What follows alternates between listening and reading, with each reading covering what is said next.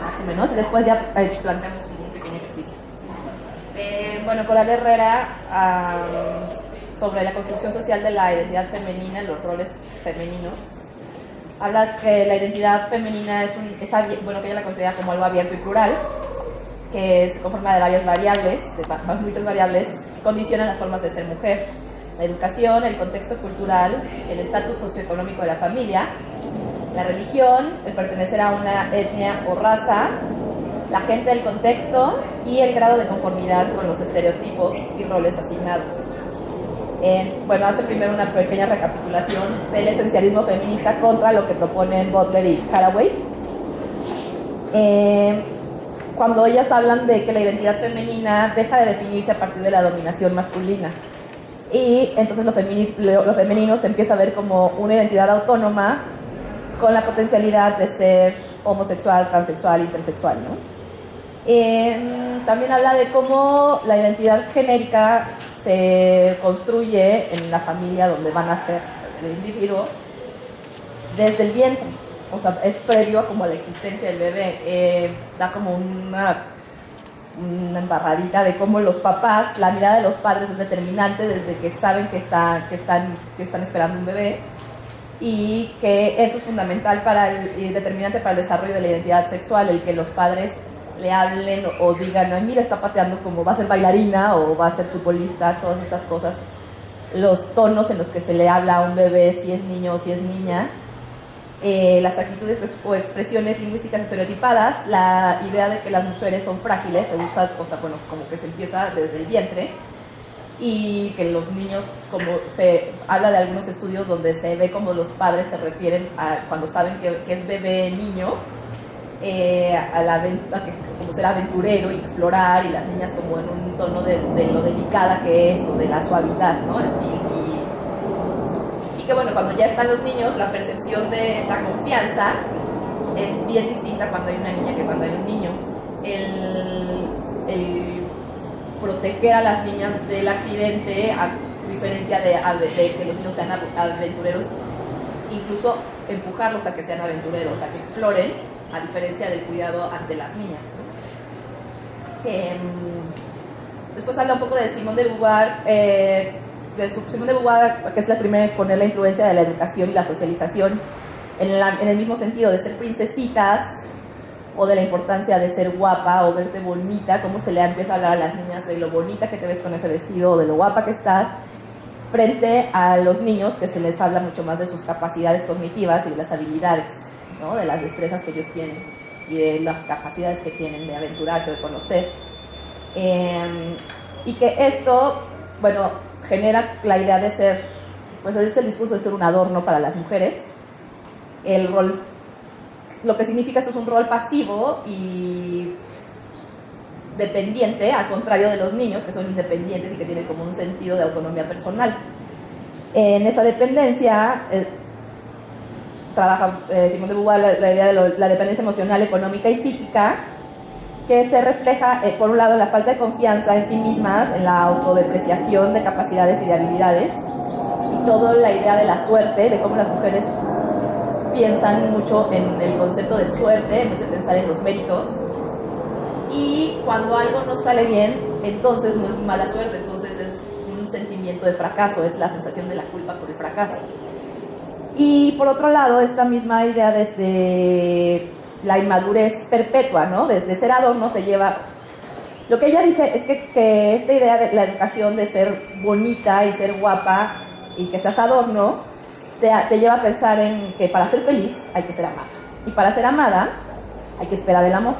Entonces, bueno, por un lado esto genera la falta de confianza en sí misma, y por otro lado, la inmadurez perpetua, el concepto de la niña de papá, que después acaba siendo la esposa de... Y bueno, es como esta situación de la niña mimada que el padre y después la pareja o los hombres de alrededor necesitan satisfacer inmediatamente sus deseos, y que tienen además una necesidad de protección y de cuidado.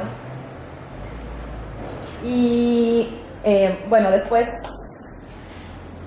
habla de la diferenciación jerárquica de roles, y da como cuatro, me parece, como apartados de los argumentos que justifican y legitiman la rigidez de los roles en el siglo XXI.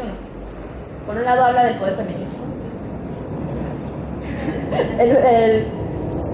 Ella se basa en lo que vimos de Helen Fisher y con esto trata de demostrar que es falsa la teoría occidental de que los hombres han dominado universalmente a las mujeres, haciendo como recuentos y como volviendo a ver la historia de la prehistoria a la historia, la mirada de cómo se ha pensado que universalmente los hombres han sometido a las mujeres, ¿no? Bueno, dice que en realidad, revisando casos específicos de culturas y registros que hay, con esta mirada, pues resulta que en muchas culturas tradicionales precoloniales las mujeres eran relativamente poderosas, que había estatus económico y social considerable, que podían ser herederas, que tenían poderes de curación, por ejemplo, ¿no? Pues se les daba también el rol de ser mujeres medicina o espirituales, y que incluso las primeras deidades consideradas eran como las mujeres, ¿no? Pone ahí algunos casos como de los navajos.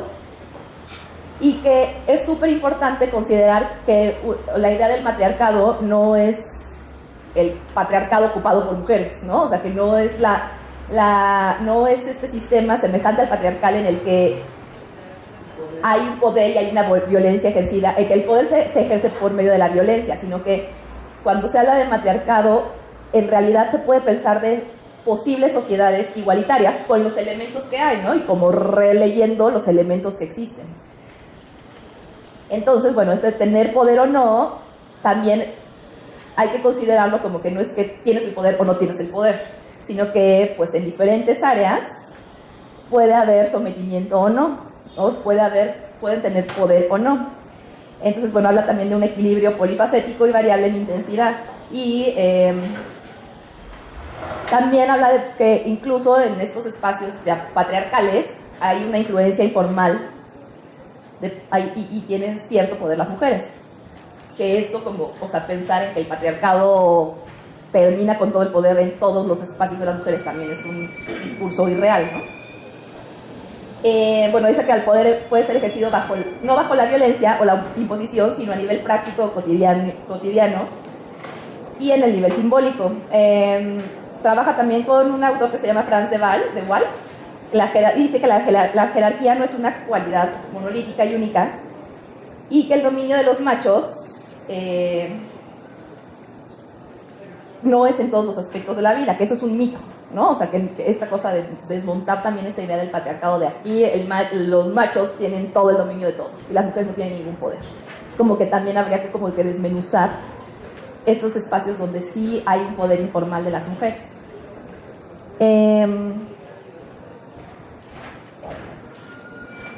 Bueno, también hay que considerar como que hay variables, ¿no? Lo socioeconómico, lo racial, la edad, por ejemplo, todo esto da diferentes jerarquías. Se detiene en el aspecto de la edad y habla, por ejemplo, de la premenopausia y la menopausia, el espacio de poder que da a las mujeres a partir de la menopausia, el no tener ya una vida reproductiva que permite poner en un estatus diferente incluso en las sociedades patriarcales a la abuela o a la mujer que tiene ciertos saberes o que puede transmitir el rol de la abuela como un espacio bien importante. Incluso más adelante habla en un sentido evolutivo, ¿no? O sea, el que la menopausia llegue mucho antes de la etapa de la muerte, pues, permite un espacio donde las mujeres tienen un sentido que es diferente al de la reproducción, que es quizá la reproducción de la educación o del cuidado o de la contención, pero que ya no es la mujer reproductiva, pues, ¿no? De los roles de género en la prehistoria, habla de que tradicionalmente se veía como que el discurso que vea la prehistoria cree que la casa es la actividad viril fundamental y que lo primero que se construyó, incluso en el proceso de dominización, son los instrumentos de caza, ¿no? Y que, bueno, esos dieron ciertas necesidades de lenguaje para que los cazadores se organizaran y que eso fomentó el crecimiento del cerebro y que llevó incluso al desarrollo del arte. Entonces, bueno, leyendo otros autores, como Linton, habla de los estereotipos etnoandrocéntricos en el estudio de la prehistoria. En realidad, bueno, estábamos viendo la prehistoria con estos lentecitos, ¿no? Etnocéntricos, entonces, bueno, cambiémoslos y pudiendo leerlo diferente, bueno, pues están las escenas de caza, pero en realidad en las primeras escenas de caza, lo que mencionan es que son mujeres las que aparecen ahí, ¿no? En algunas escenas de pinturas rupestres africanas, ¿no? ¿Y las hicieron ellas? Sí, además, exacto, los tamaños de las manos, exacto. Bueno, entonces habla como de que la célula importante en este momento de prehistoria es la célula madre e hijos, y que en realidad es mucho más probable que la recolección de alimentos, aún habiendo ya caza, fuera el aporte más fuerte de la dieta. Entonces, que en realidad las que aportaban mucho más a nivel energético de alimentación era la recolección, el trabajo de las mujeres. Y que además también las mujeres fueron participantes en la cacería, pues, o sea, que no esta cosa de los hombres salen a cazar y las mujeres se quedan junto al fuego cuidando a los bebés, pues no es tan así. Además dice que, bueno, en el proceso de hominización, que como la característica que nos hace humanos es nuestro cerebro, pues que ahí los cruciales cambios fueron en el organismo femenino, que justo tiene que ver con esta cosa de, bueno, estás de pie, vas a parir un bebé que ya está evolucionando a tener un cerebro más grande, lo cual requiere un cráneo más grande. Eso significa que necesitas una cadera más ancha para que el parto pueda ser. Además, el parto tiene que ser asistido porque es un parto difícil, entonces eso también, que puede ser que el parto sea como de las primeras relaciones que se hayan tenido que generar, ¿no? El acompañante, como el acompañamiento de otro ser para parir.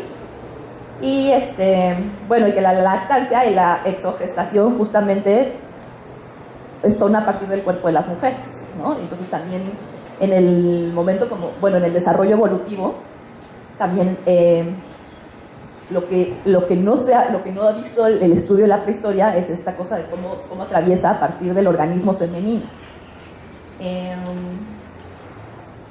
Bueno, y que también los registros que hay, por ejemplo, los primeros instrumentos, efectivamente no son armas, sino que lo que se encuentra son recipientes para la recolección de alimentos y también instrumentos para el cuidado y para la transportación de niños. Me acordé del porteo, ¿no? O sea, como esta cosa de cargarlo a los bebés, eso, y canastillas y todo esto, que probablemente tenía que ver con que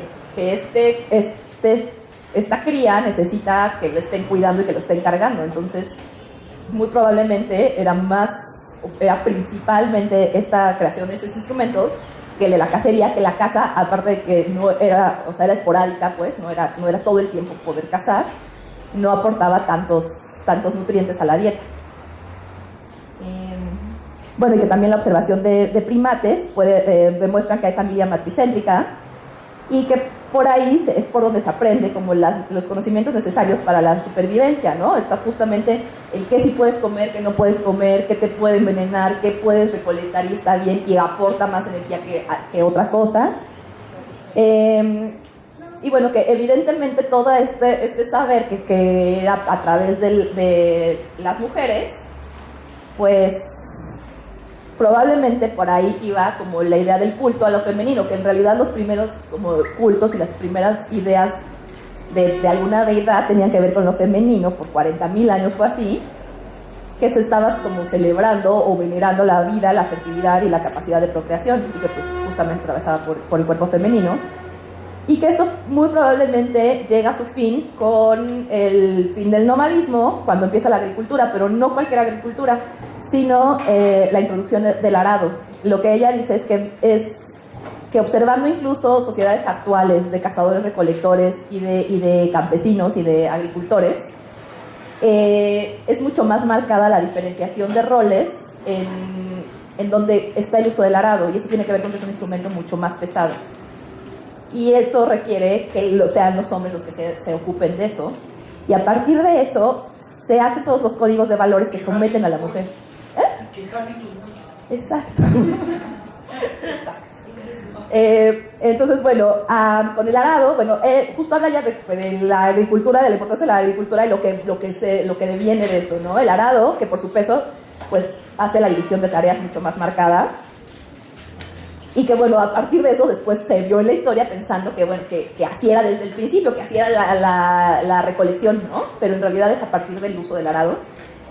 La imposibilidad de separarse también, cuando empieza la agricultura, pues si la propiedad es común de la pareja o de la unidad familiar, pues entonces ya no conviene separarse porque la propiedad es común.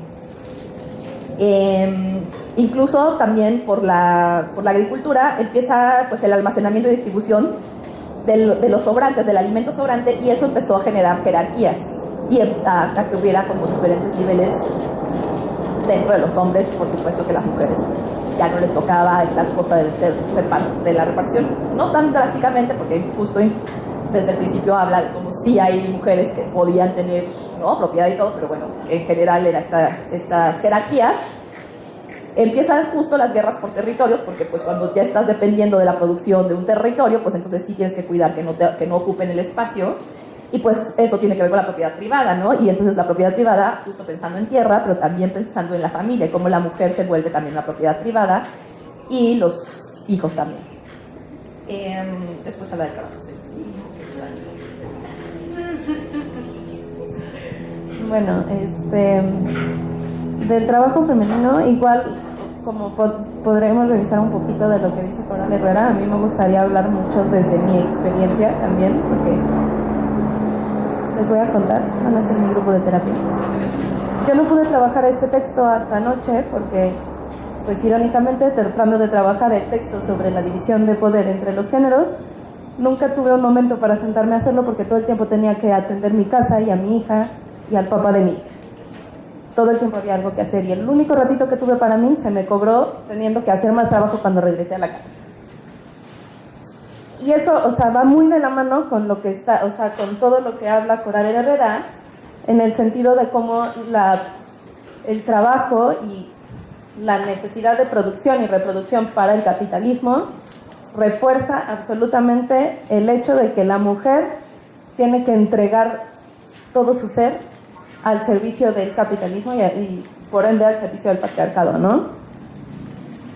Estamos hablando de que al principio, pues sí, de pronto había una repartición más o menos de trabajo, hablando de la prehistoria, en donde cada quien se hacía cargo de una parte. De pronto con la agricultura, que es lo que decía Mara, pues llegamos al punto en el que, como el hombre salía a hacer el trabajo pesado, entonces pues la mujer se quedaba, y además de todo porque biológicamente hay una parte que la cría está hecha para estar con su mamá. No vamos, o sea, la cría está hecha, la cría necesita por lo menos los primeros 9 meses de vida, y estoy siendo muy restrictiva, la cría necesita de su mamá, porque pues necesita de la leche, y la leche sale de las tetas maternas, así de simple. Entonces, pues bueno, a partir de eso, pues la mujer se queda en casa, y conforme va avanzando y conforme el capital va necesitando, y el capitalismo va necesitando más y más y más recursos para alimentarse a sí mismo, vendiéndolo como la necesidad de empezar a generar más propiedad privada, pues esta necesidad de que la mujer se quede en casa se alarga, porque el que puede generar más es el hombre por la naturaleza y por la división de trabajo. De pronto, avanzando un poquito más en la historia, llega el momento en el que, más allá de tener el trabajo de casa, que no solo va de planchar, lavar, cocinar, tender las camas, todo lo que se ocupa de tarea doméstica, están las tareas del cuidado y eventualmente las tareas también, porque el capital nunca tiene suficiente. Entonces pues hay que salir además de todo a generar, más allá de lo que se está generando, que es invisible, ¿no? O sea, esta parte a mí me parece fundamental, el trabajo doméstico, y lo dice Coral Herrera y se los cuento yo que lo estoy viviendo. El trabajo doméstico es invisible, no solo, o sea, y no estoy hablando desde este lugar cursi que repetimos cada 10 de mayo, bien bonito. Ay, si contabilizáramos todo lo que hacen las amas de casa, les pagaríamos tanto, por eso hay que valorarlas, Nel.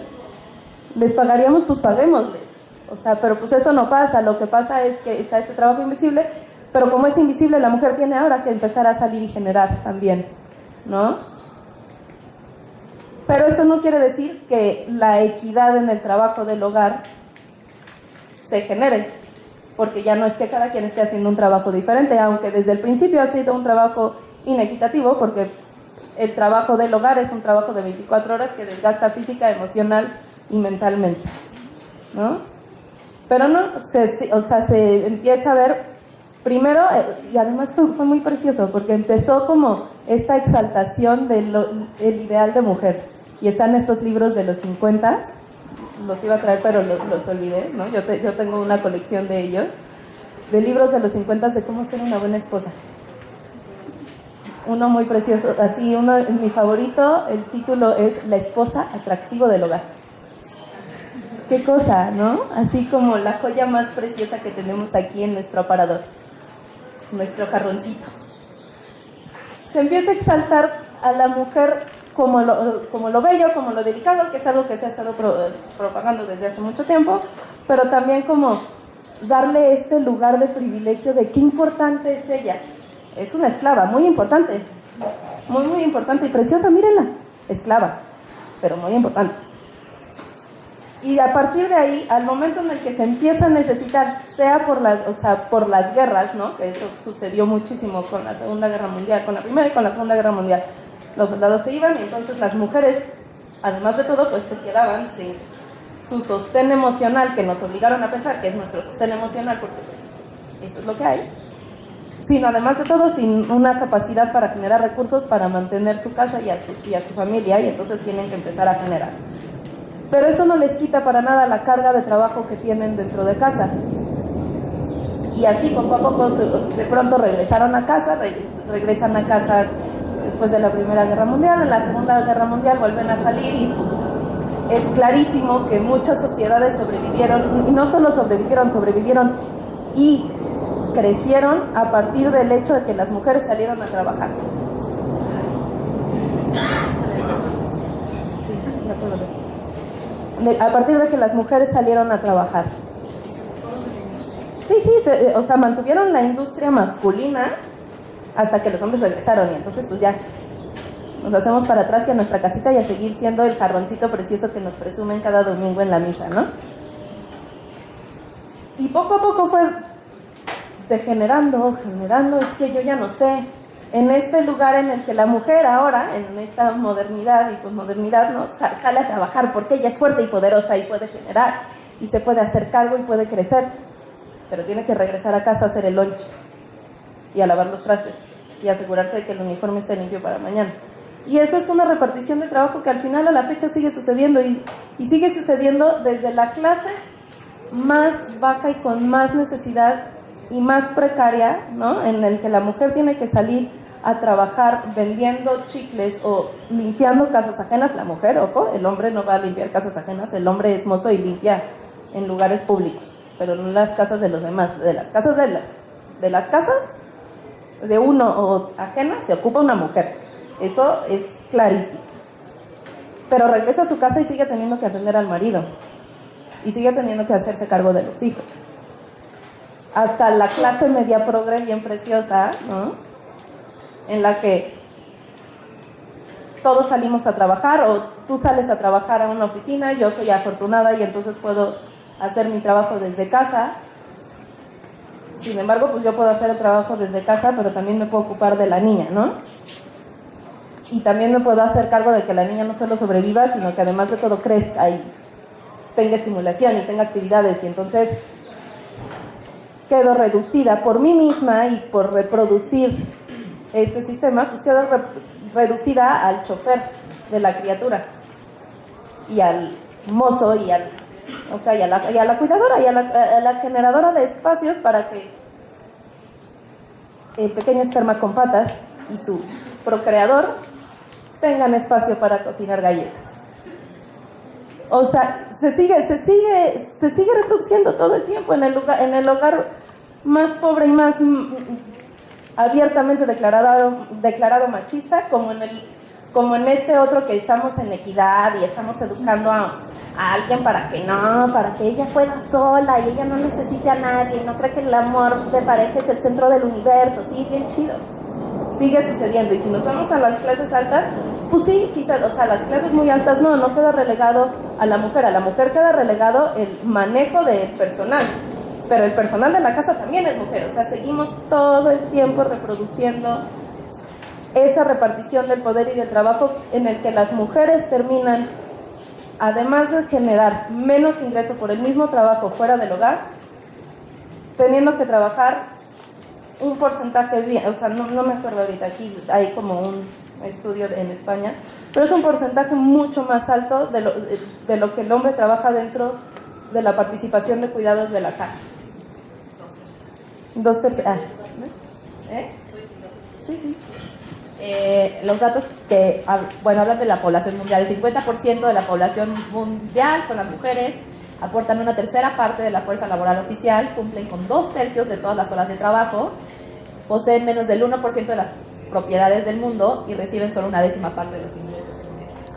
Así, ¿no? Más o menos. O sea, creo que la estadística no podría ser más clara de cómo la repartición de trabajo contra la repartición del beneficio económico, que por supuesto se traduce en seguridad, en tranquilidad, en capacidad de recreación, pues están repartidos completamente mal, ¿no? Y completamente fuera, o sea, la repartición está completamente fuera de lugar y de lo justo, si podemos meter a la justicia en todo esto.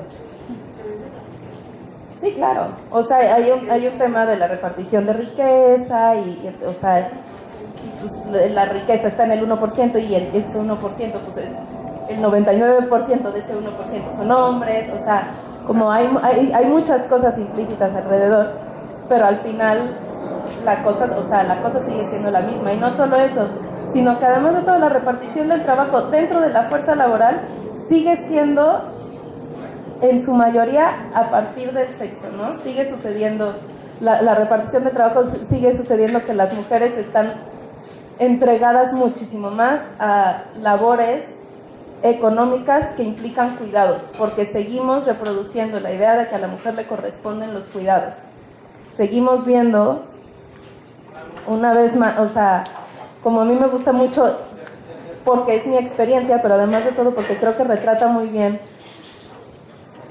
la gente que sí tiene la capacidad de hacer un cambio por el privilegio que tenemos, pues en su mayoría es la clase media, somos los que somos capaces de ver, los que tenemos la educación y también pues tenemos la capacidad de parar, ¿no? No nos vayamos más lejos, el 8 de marzo, ¿quiénes podemos hacer paro? Las privilegiadas que podemos decir hoy no trabajo. La mujer que le dice a su patrón, oiga, es que hoy no voy a venir a limpiar su casa porque 8 de marzo, vamos a reírnos todos por un momento y de la ironía de que pues las que paramos, sí, somos las privilegiadas de la clase media, que somos a las que no nos van a tumbar nuestros privilegios de vivir en nuestra burbujita, pero que sin embargo sí somos capaces de parar un día y decir, este día lo dedico a concientizar al respecto de algo. Ahí también, o sea, la repartición de trabajo, pues en este sentido se sigue viendo que entre mismas mujeres que digan que creen en la equidad y tal, se siguen espantando si hay un maestro en el kinder de las niñas o de sus hijos, ¿no? Porque no les vaya a pasar nada a los niños con un hombre. O sea, hay hombres pinches y mujeres pinches, pero... Eso sí, es sí, estadístico, o sea... Sí, claro, pero no puedes solo decir, no puede haber, o sea... A mí me da felicidad que mi hija tenga un maestro hombre, ¿no? Porque uno le ofrece una perspectiva que no le ofrece una mujer, como todo, o sea, todos son perspectivas. Y dos, porque ella entonces crece con un poquito de idea de que los hombres también cuidan y los hombres también enseñan.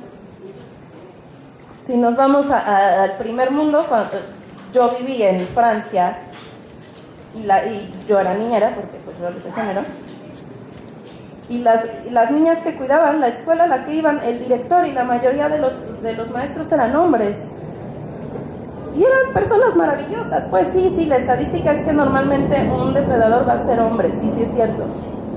Sin embargo, tampoco podemos seguir perpetuando la idea de que como la estadística dice, entonces pues mejor puras mujeres, y entonces podemos seguir entregando a las mujeres a las labores de cuidado, les guste o no, porque es lo que te enseñan desde chiquita y lo que te alimentan desde chiquita, que es lo que mejor sabes hacer. Sí puedes hacer muchas otras cosas, sin embargo, lo que mejor te sale es cuidar. Y lo que mejor te sale es cuidar tu casa, lo que mejor te sale es cuidar niños ajenos, lo que mejor te sale es cuidar enfermos. O sea, cuidar, entregar tu cuerpo, tu bienestar y todo al bienestar del otro. No a generar ingresos, no a encontrar cosas, no a descubrir, a cuidar el espacio para que, crear el espacio para que otro haga todo eso. No ocupes tu cabeza en esas cosas, mejor tú nomás ábreme el espacio y yo me encargo de descubrir lo que hay más allá. Y suena bien cínico y afortunadamente ya no es algo que se oiga abiertamente. Sin embargo, es algo que estamos reforzando todo el tiempo a través de del subtexto, pues de lo que estamos haciendo, ¿no? A través del subtexto de qué susto que haya un maestro en el kinder. Mejor no. Mejor hagamos una carta para que lo corran. Que lo he visto, o sea, he visto a mamás organizarse para eso, sin tener ninguna evidencia, sin que ninguno de sus hijos o hijas hayan expresado y hayan tenido alguna incomodidad siquiera por la presencia de un hombre. Es simplemente la incomodidad adulta. De decir, no vaya a ser, más mejor que no. Y entonces ahí todos aprendemos algo, ¿no? Los niños aprenden que pues no está bien que un hombre cuide. Los niños hombres aprenden que pues no está bien que ellos crezcan para cuidar. El chavito que estaba empezando a entrenarse como maestro o que acaba de salir, pues descubre que pues no, que sí, todo el mundo tenía razón cuando le dijeron que pues eso de ser maestro de kinder es pues para viejas y mariquitas, ¿no? O sea, independientemente de la preferencia, orientación, de su identificación, el peyorativo de no elijas dedicarte a eso porque eso no es para ti, no te corresponde. Pues es seguir perpetuando lo mismo, ¿no? Tengo los datos de hasta 2004 de la participación en el trabajo reprodutivo desde el juez, digo, comparándolo con que ya maneja como muchos datos de España, ¿no? Que bueno, que según las investigaciones sí hay la participación del sexo masculino en las labores domésticas son sorprendentemente altas, y después dicen, sí, pero consiste en una ayuda, más que una corresponsabilidad compartida. Ellos dedican en promedio 13 horas semanales a dichas tareas, mientras que el tiempo promedio de dedicación de las esposas es de 68 horas y el de jefes de familia de 37 horas. La ayuda de los maridos se concentra en el cuidado de los hijos, mientras que participan muy poco en las actividades restantes, limpiar la casa, cocinar, etcétera, que es el reclamo eterno de estar haciendo galletas en vez de. Y son las que más tiempo de trabajo absorben. O sea, cuidar o estar como en la crianza y el cuidado no lleva tanto tiempo como todo lo que va alrededor de alimentar, de limpiar, de transportar, ¿no? ¿Sí? Bueno, la belleza. Bueno, justo habla después de cómo se fue, pues que el trabajo doméstico, o sea, el trabajo dentro de casa siempre, ha tenido como esta poca valorización. Y está descalificadísimo. Y que además también está como la mística de la feminidad, pues está esta idea en los suburbios, ¿no? De no. O sea, la mujer sin profesión, y que también tiene cierto estatus, ¿no? O sea, ser una mujer sin profesión. Y de ahí lo liga un poco con la idea de la tiranía de la belleza. Cómo se construye la idea de la belleza femenina, ¿no? Margaret Mead vio varias tribus, como antropóloga estuvo trabajando muchísimo, y vio como en muchas sociedades, en realidad el que se decoraba o el que estaba como tatuado o usaba plumajes, todas estas cosas, eran los hombres. Y que es el hombre el que tiene el punto de mira de la estética corporal, ¿no? Y pues las primeras representaciones simbólicas femeninas del Paleolítico y Neolítico tenían más bien que ver con símbolos de fecundidad y fertilidad. Entonces, pues las primeras ideas de belleza tenían que ver con fertilidad y fecundidad, y pues de ahí podría como pensarse que apareciera la idolatría del sexo femenino, pero que en realidad lo que necesitó para que se tuviera esta idea de la belleza como la concebimos ahora, se necesitaba primero de clases ricas y clases pobres, y de la división social, y las clases nobles y las trabajadoras, porque se necesitaba de una mujer con tiempo de ocio para poder dedicarse al exacto. Y que bueno, que justo la hermosura es incompatible con el trabajo femenino, de principio, ¿no? Entonces, bueno, pues que de ahí justo viene esta idea de la estética femenina, de la manipulación de, pues, los corsés, que quizá los primeras ideas de este ideal que hay ahora como occidental femenino de belleza, tiene que ver con la delgadez, la fragilidad, porque una mujer que no trabaja es una mujer también delgada, frágil, pálida, ¿no? O sea, que tiene que ver con un estereotipo de una mujer que tiene ese tiempo de no hacer nada, ¿no? Incluso que se relaciona mucho con la imagen del, yo pienso en lo que escribe Coral Herrera ahora justo de las críticas a las campañas de Zara, por ejemplo, es como lo mismo que ella está contando de hace 2 siglos, pues esta idea de la mujer con ojeras, triste, deprimida, ese era el ideal de belleza, ¿no? Bueno, habla primero como de los... Exacto, claro, ¿no? Y como niña, además. Bueno, primero va diciendo que los griegos, bueno, tenían esta idea de que, bueno, pues justo las mujeres pueden trabajar la seducción y la maldad por el uso de la belleza, pero que en realidad, de todos modos, en Grecia, la admiración por la belleza era una belleza viril, ¿no? O sea, como era mucho más, y que se encuentra mucho más poesía y todo. Y que la tradición judío-cristiana también tenía esta idea de la hermosura de las heroínas, pero seductoras y engañosas, ¿no? O sea, como esta cosa ligada de la belleza y la maldad de la mujer. Entonces, bueno, como que la hostilidad, más todo lo que carga judío-cristiana, ¿no? O sea, hay que tener como si mucho recelo ante la apariencia femenina. Lipovetsky es una autora que habla de la idolatría del bello sexo y dice que es un invento del Renacimiento, ¿no? Esta idea justo de que los encantos femeninos inspiran a los poetas y que las mujeres siempre se van a ver en posiciones pasivas y pues como sujetas a la mirada del hombre. Y empieza esta idea de lo sensual, pero al mismo tiempo lo angelical. Y que pues es una dimensión completamente elitista, que obviamente se vuelve aspiracional después. En el siglo XIX, el modelo de la belleza es la mujer romántica, la que está enferma de amor, ¿no? La que tiene tuberculosis incluso, pues, o sea, esta cosa de la mujer que se desmaya, que es frágil.